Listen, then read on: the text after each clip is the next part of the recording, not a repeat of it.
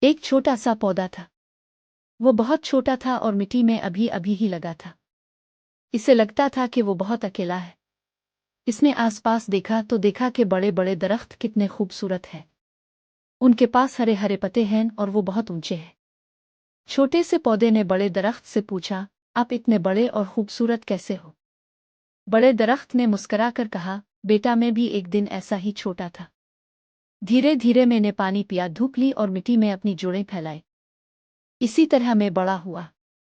چھوٹے پودے کو بڑے درخت کی بات سمجھ آ گئی۔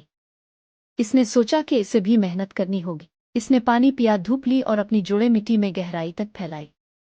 کچھ دنوں بعد چھوٹے پودے نے دیکھا کہ اس کے پاس بھی کچھ نئے پتے آ گئے ہیں۔ وہ بہت خوش ہوا۔ اس نے سوچا کہ وہ بھی ایک دن بڑا اور خوبصورت درخت بن جائے گا۔ کہانی کا پیغام: ہر کوئی چھوٹا شروع کرتا ہے۔ محنت کرنے سے ہم بڑے ہو سکتے ہیں اور اپنے لکش حاصل کر سکتے ہیں۔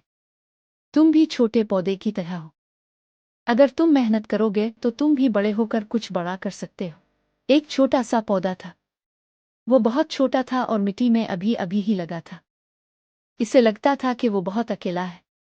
اس نے آس پاس دیکھا تو دیکھا کہ بڑے بڑے درخت کتنے خوبصورت ہیں۔ ان کے پاس ہرے ہرے پتے ہیں اور وہ بہت اونچے ہیں۔ چھوٹے سے پودے نے بڑے درخت سے پوچھا، آپ اتنے بڑے اور خوبصورت کیسے ہو؟ بڑے درخت نے مسکرا کر کہا، بیٹا میں بھی ایک دن ایسا ہی چھوٹا تھا۔ دھیرے دھیرے میں نے پانی پیا، دھوپ لی اور مٹی میں اپنی جڑیں پھیلائی۔ اسی طرح میں بڑا ہوا۔ چھوٹے پودے کو بڑے درخت کی بات سمجھ آ گئی۔ اس نے سوچا کہ اسے بھی محنت کرنی ہوگی۔ اس نے پانی پیا، دھوپ لی اور اپنی جڑیں مٹی میں گہرائی تک پھیلائی۔ کچھ دنوں بعد چھوٹے پودے نے دیکھا کہ اس کے پاس بھی کچھ نئے پتے آ گئے ہیں۔ وہ بہت خوش ہوا۔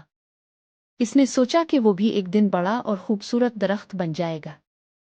کہانی کا پیغام: ہر کوئی چھوٹا شروع کرتا ہے۔ محنت کرنے سے ہم بڑے ہو سکتے ہیں اور اپنے لکش حاصل کر سکتے ہیں۔ تم بھی چھوٹے پودے کی طرح ہو۔ اگر تم محنت کرو گے تو تم بھی بڑے ہو کر کچھ بڑا کر سکتے ہو۔